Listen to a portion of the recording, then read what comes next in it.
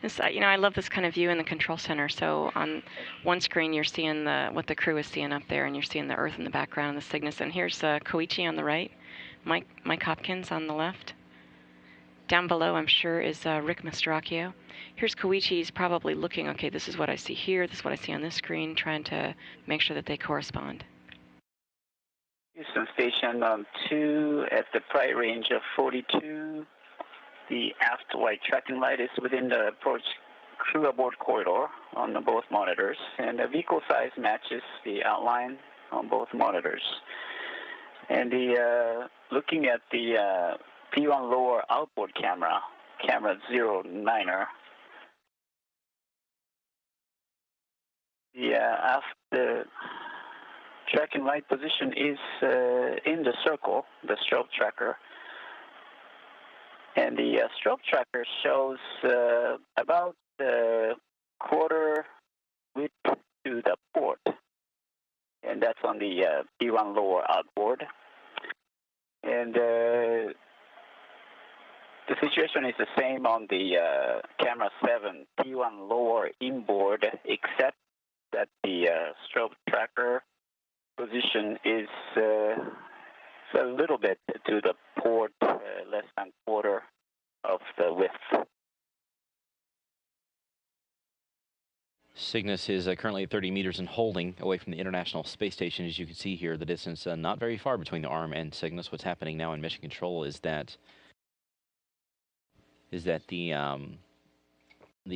flight director, Brian Smith, here is doing a go-no-go poll for departure from 30 meters. Inside the cupola right now is Koichi Wakata, and Rick Mastracchio is currently inside there taking some video of Cygnus. So we've mostly seen Mike Hopkins and Koichi Wakata because they are the pair, the robotic arm pair and the Cygnus pair that are going to actually capture the Cygnus. But Rick is their backup, and he's down below or fitting in when he can. And he's the person in charge of kind of looking at the big picture. While these two are so focused, is there anything that they're missing, anything that they're not seeing? And so that's Rick's job. It's also just to do some of the photography and capture these images, which are just simply tremendous. That's the bottom half of Block 6 in the approach and retreat monitoring. We're trying to stay with.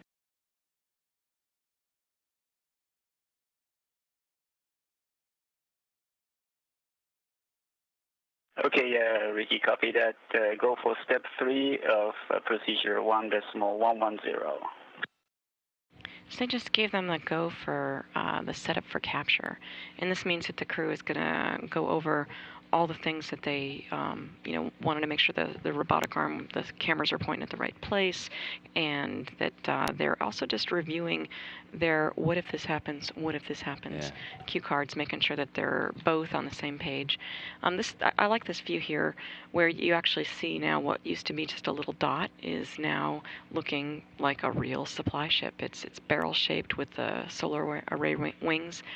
And then that grapple pin is right on the very front, on the very top there. You can see in the bottom right-hand corner the numbers. It says 30 there, and that is 30 meters away, about 100 feet away. And they're so close that the crew can look out the window and know, that the Cygnus is in a reasonable place. And that's why they've put away the radar gun, because we don't need that confirmation of the mathematics and of all the systems.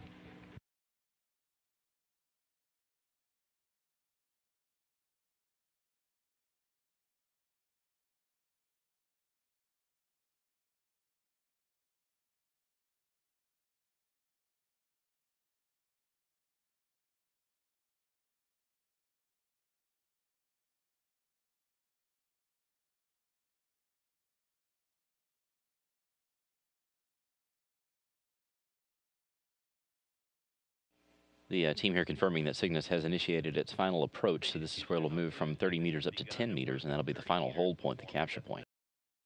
So Josh, looking at the graphic here, we can see the Cygnus coming into place. So it's come in from 30 meters, and it's on its way to 15 or to 10 meters. Okay, so 30 feet, and so you see it slowly inching closer, closer, closer, closer, and I'm looking at the view on the bottom left there, where you're seeing over the mouth of the end effector. You're looking at the camera view, and you see the gold sort of blob there on the bottom. Yeah.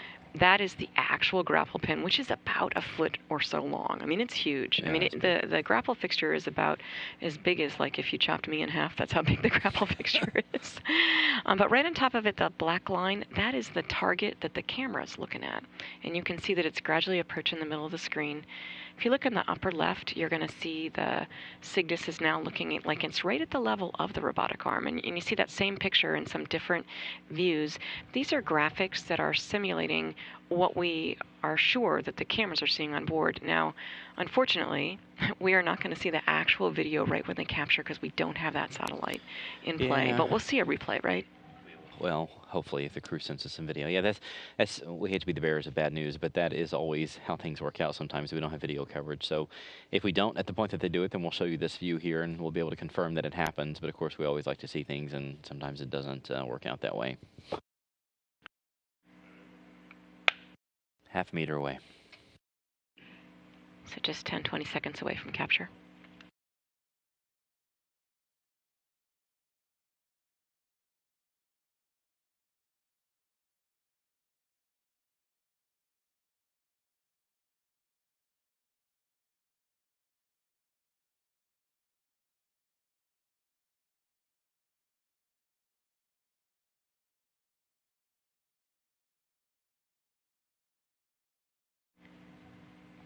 So they're over the pin. The canister is on top of the grapple fixture,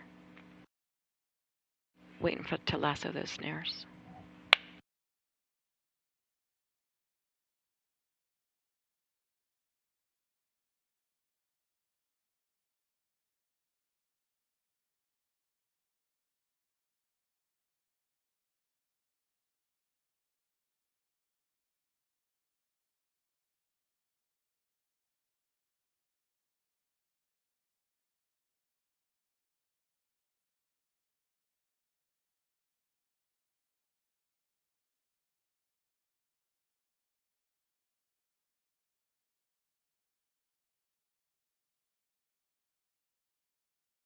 We're just standing by for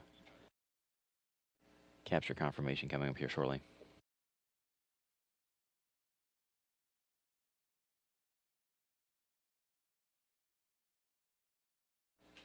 And at 5:08 a.m. Central Time, that is capture confirmed of Cygnus and the Orbital 1 flight. The Expedition 38 crew has successfully captured this cargo vehicle.